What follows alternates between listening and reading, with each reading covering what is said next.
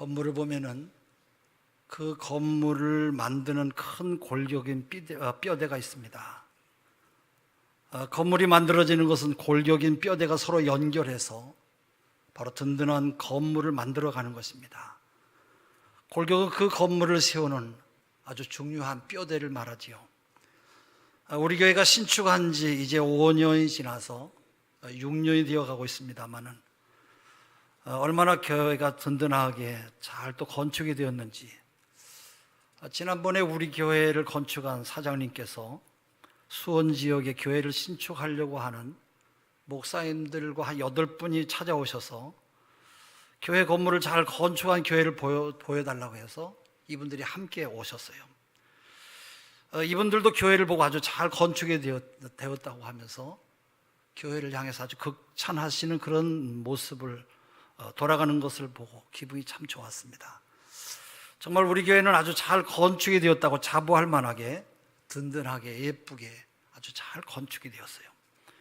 특히 우리 교회 건물에서 눈에 보이는 것은 내장재와 예장재가 좋은 것들로 구성되어 있어요. 그러나 눈에 보이진 않지만은 건물을 지탱하는 것은 건물 골격인 뼈대가 중요하다고 그래요.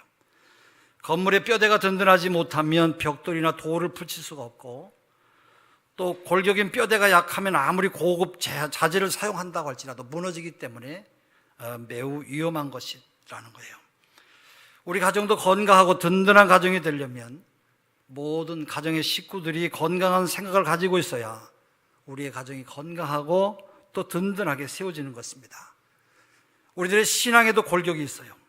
어떤 신앙의 골격을 가지고 있느냐고 하는 것이 그 사람이 축복을 받을 사람인가 아닌가가 결정된다는 것이에요. 어떤 사람은 신앙의 연조가 짧아서 보이는 대로 말해요. 생각하는 대로 자기 생각과 의견을 말하므로 때로는 교회에 아픔과 상처를 주기도 합니다. 교회는 여러 종류의 다양한 사람들이 모여서 함께 교회 공동체를 만들어가기 때문에 항상 우리가 말을 조심해야 되고, 또 우리들의 생각과 중심을 조심스럽게 사용하면서 하나님의 교회를 세워가야 할 줄로 믿습니다. 또 우리 가정의 신앙을 자손대대로 든든하게 세워줘야 될 사명이 먼저 믿는 우리들에게 있기 때문에 우리의 가정과 교회를 세워가는 것이 얼마나 조심스러운지 몰라요. 든든하고 건강한 교회를 세우는 것이 여러분 얼마나 중요해요. 우리들이 자손대대로 여기서 신앙을 지키며 살아가야 되는데 그렇게 하지 못하고 내 생각한 것보다 못하면 못하다고 말하고 나쁘면 나쁘다고 말하기 때문에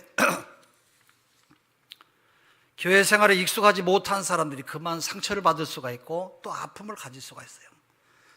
그러므로 신앙생활에도 골격인 뼈대가 중요함을 우리들이 꼭 알아야 될 것이에요. 뼈대가 약하면 교회 중심이 흔들릴 수가 있어요. 정말로 든든하고 건강한 교회, 든든한 교회 기둥이야말로 건강한 교회를 세우는 일에 없어서는 안 되는 아주 중요하고 귀중한 일인 것이에요. 우리의 모든 삶의 뼈대가 여러분 얼마나 중요합니까? 집을 세워가는 뼈대도 중요하고, 또 교회도 든든히 세워가는 뼈대 같은 기둥 역할을 하는 사람들이 많이 있어야 교회가 든든하게 아름답게 그리고 세상에서 빛을 발하는 그런 소중한 교회로 세워져 가는 것이에요. 오늘 우리는 마리아의 신앙 골격을 살펴보면서 함께 은혜를 나누려고 합니다.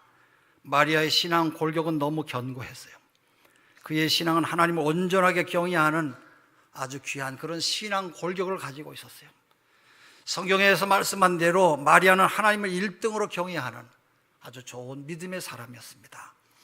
성경이 말씀하는 나를 존중히 여기는 자를 내가 존중히 여기고 나를 멸시하는 자를 내가 경멸하리라고 사무엘상 2장 30절에 말씀한 것처럼 정말로 그는 견고한 신앙이었어요. 성경에는 10명의 문둥병자 이야기가 나옵니다. 예수님은 10명의 문둥병자를 다 치료해 주셨어요. 그런 9명은 고침을 받자마자 자기 집으로 다 돌아갔어요. 그 중에 한 사람만 예수님께 와서 감사를 했어요. 그때 예수님께서 이들에게 물은 말씀이 어떤 것입니까? 너희 가운데 9명은 어디 갔냐는 것이에요. 예수님의 물음에서 생각해야 될 것은 예수님은 정말로 감사를 원했던 것이에요. 그러나 9명은 감사의 신앙 골격을 가지고 있지 못했어요. 한 명만 감사의 신앙을 가지고 있었어요. 이런 감사를 모르는 9명의 신앙 골격에 어떤 축복의 열매를 기대할 수가 있겠습니까? 그런 신앙은 언젠가는 흔들리고 무너지고 말 것이에요. 그러므로 아주 견고한 신앙 골격을 가지고 있어야 돼요. 그러한 견고한 신앙에 많은 축복의 아름다운 열매를 기대할 수가 있어요. 우리 인간의 흥망성쇠를 결정하는 것이 우리 신앙적인 뼈대가 참 중요해요. 어떤 사람은 하나님이 축복할 수밖에 없는 그런 신앙 골격을 가지고 있는가 하면 어떤 사람은 그렇지 못한 사람도 있어요. 왜냐하면 성경이 가르쳐준 그대로 믿는 신앙 뼈대이기 때문에 여러분 믿음의 우리에 실족하지 않고 신앙생활을 잘 해나가는 하나님의 사람들이 되어야 할 줄로 믿습니다.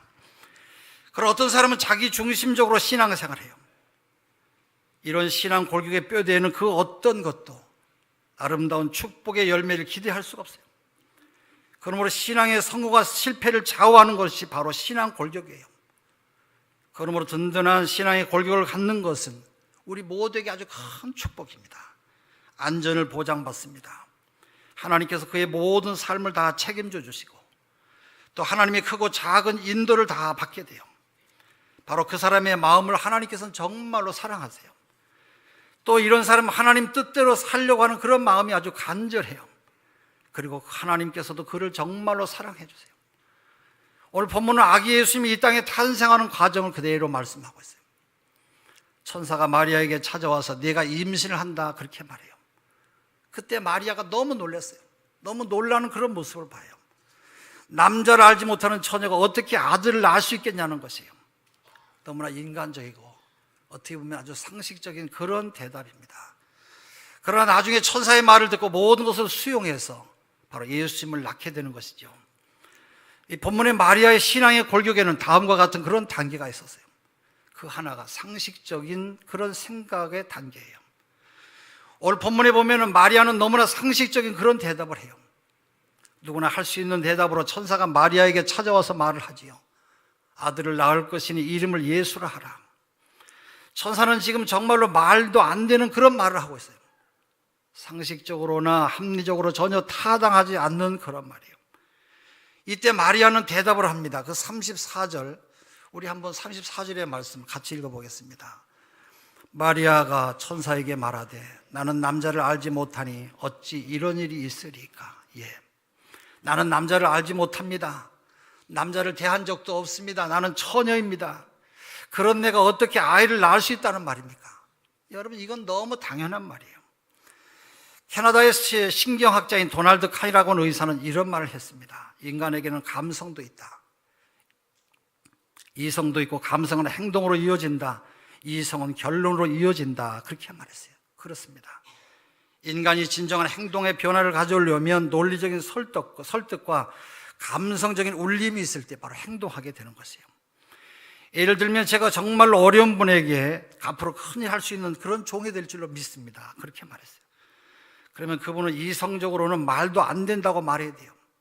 왜냐하면 지금 그의 형편이 너무 어렵기 때문에 그래요. 그렇게 생각하고 말하는 것은 너무나 당연한 것이에요. 왜냐하면 자기의 형편이 어렵기 때문에 그래요. 모든 목표나 말은 이성적인 생각의 단계를 거쳐야 됩니다. 하나님은 우리 사람들에게 바로 이성이라고 하는 생각을 주셨어요. 이성적으로 바로 생각해서 하나님의 일을 잘 해나가는 그런 지혜를 가지라는 것이에요. 또 이성적으로 합리적으로 생각하는 그런 단계를 우리에게 거치게 하셨어요. 사람은 마땅히 눈에 보이는 사물이나 사건을 보면서 가능한 대로 이성적인 판단을 내려야 돼요. 우리가 배가 고프면 밥을 먹어야 됩니다. 설사를 하면 한 끼 좀 금식해야 돼요. 그래도 안 되면 약을 먹어야 돼요. 더 아프면 병원에 가는 것이 우리 사람이 생각하는 합리적인 그런 생각입니다. 마리아는 천사가 와서 임신한다고 하는 말을 들었을 때 이건 말도 안 되는 것이라고, 말도 안 되는 말이라고 생각했어요. 그런 생각은 너무 당연한 이야기예요. 예수 잘 믿는 사람은 반드시 이성적인 사람이 되어야 돼요. 우리가 하는 모든 일에는 이성적인 단계를 거쳐야 됩니다. 이렇게 예수를 믿는 사람은 이성적인 사람이에요. 하나님의 은혜를 입어서 구세주 예수 그리스도를 낳게 된다고 하는 것은 우리에게 뿐만 아니라 하나님께도 너무 아름답고 복된 일입니다. 그러나 이것은 아니라는 것이에요. 내가 남자를 알아야 아이를 낳을 수가 있습니다. 근데 이제까지 나는 남자를 모른다고 그렇게 말해요. 이것은 이성적인 생각 가운데 가장 이성적인 생각입니다. 믿는다고 해서 이성적인 생각을 중단해서는 안 되는 것이에요. 마리아는 이성적인 생각의 기본이 있는 바로 기본적인 그런 사람이었어요. 신앙이든 아니든 누구든지 먼저 이성적으로 생각하고 판단하는 것이 바로 신앙인의 첫 번째 단계입니다. 또 하나는 하나님의 능력을 인정하는 영적인 단계예요. 인간의 이성적인 단계를 넘어서는 것이 바로 신앙입니다. 오늘 천사가 그렇게 말하죠. 우리 35절의 말씀을 또 한번 같이 읽어보겠습니다. 35절입니다. 시작.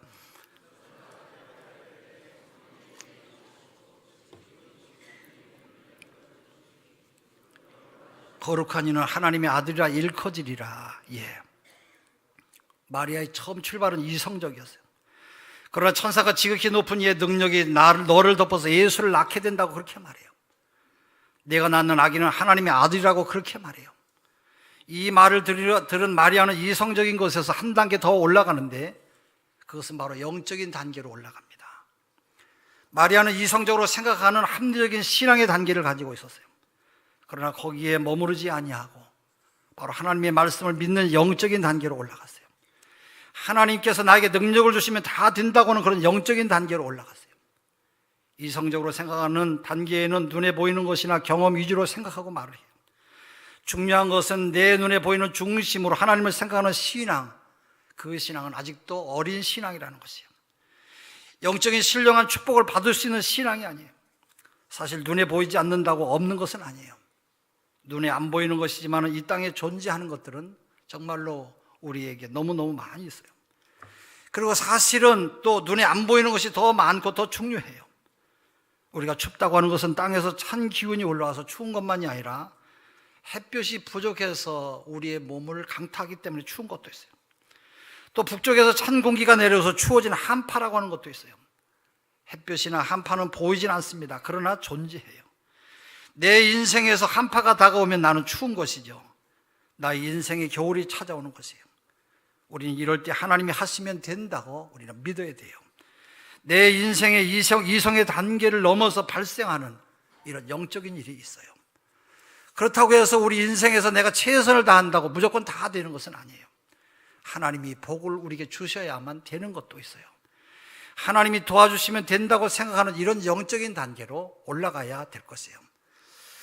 저는 우리 성도들이 기적 같은 하나님의 능력으로 병 고침 받는 것을 아주 많이 봤어요. 이런 것은 인간의 이성으로 이해할 수 없는 일이에요. 사람이 할 수 없어요.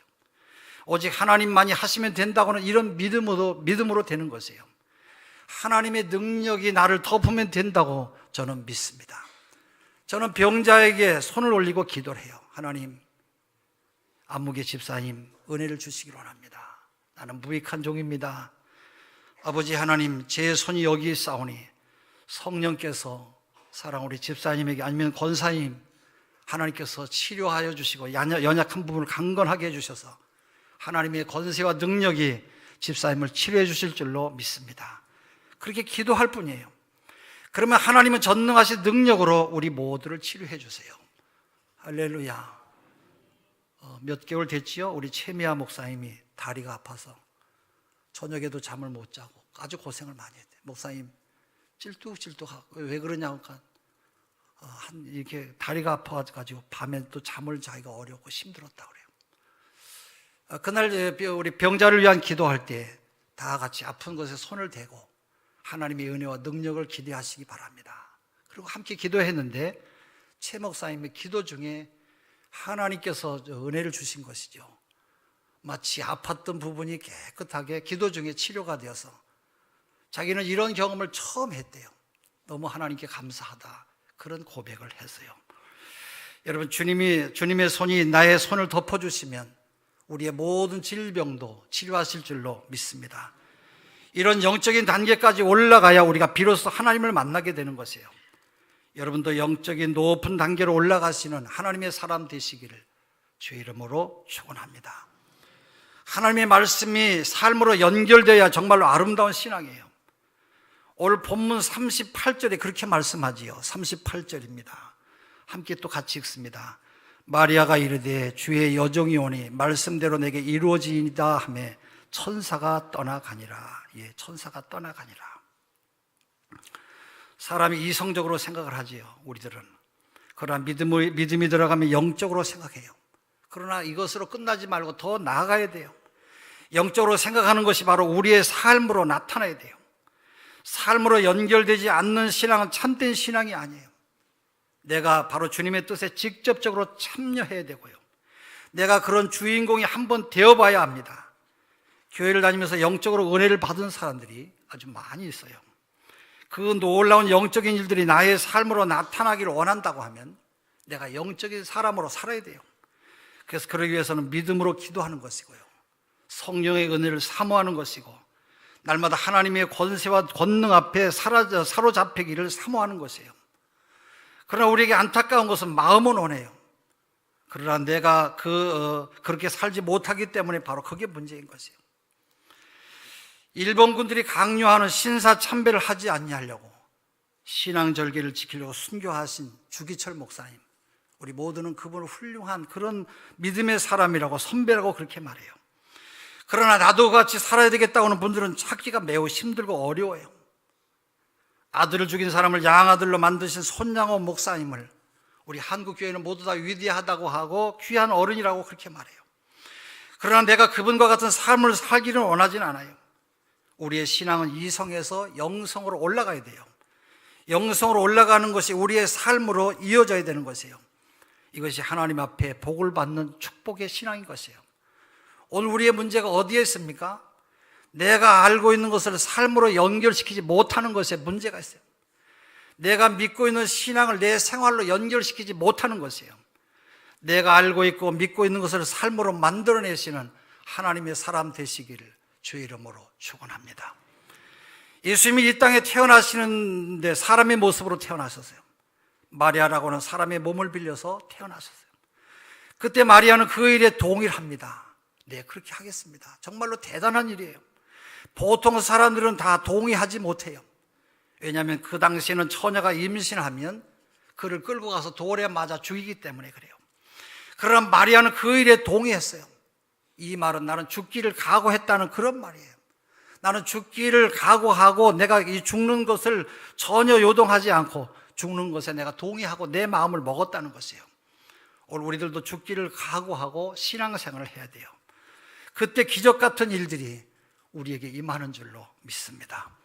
그때 내가 오늘 마리아와 같은 하나님의 아들을 잉태하는 축복의 주인공이 되는 것이에요.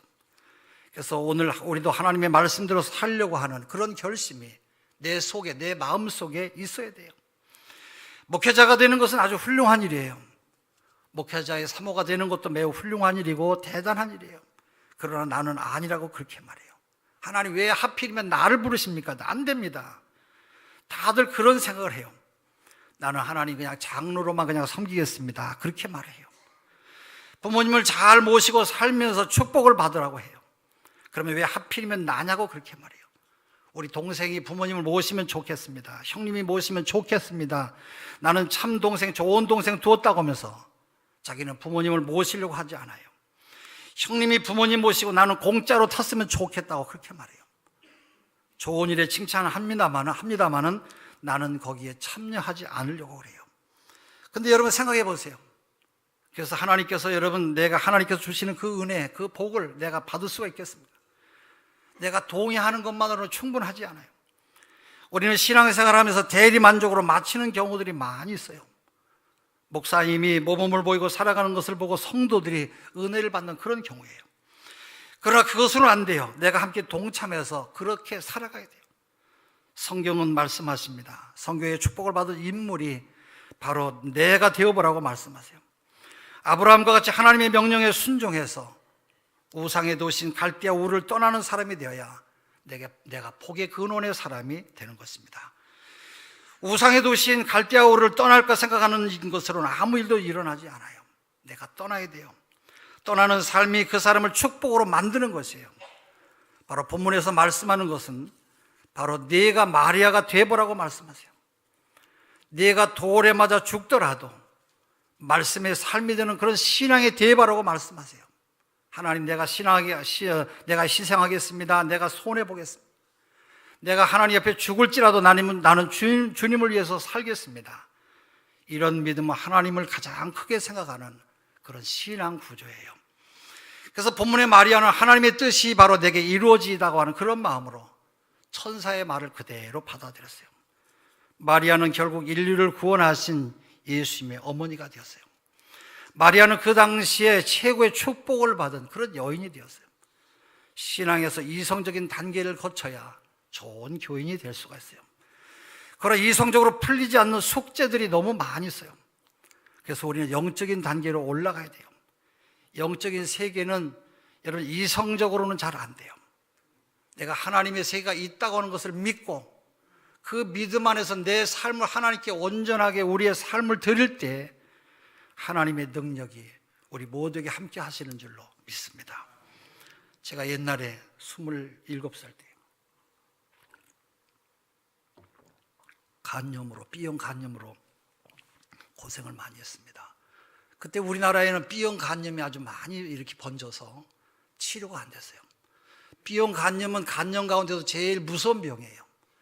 그 B형 간염은 발전도 빨리 하고 나중에 그것은 또 간암으로 발전하기도 하고, 그래서 굉장히 어려운 병이죠. 무서운 병이에요.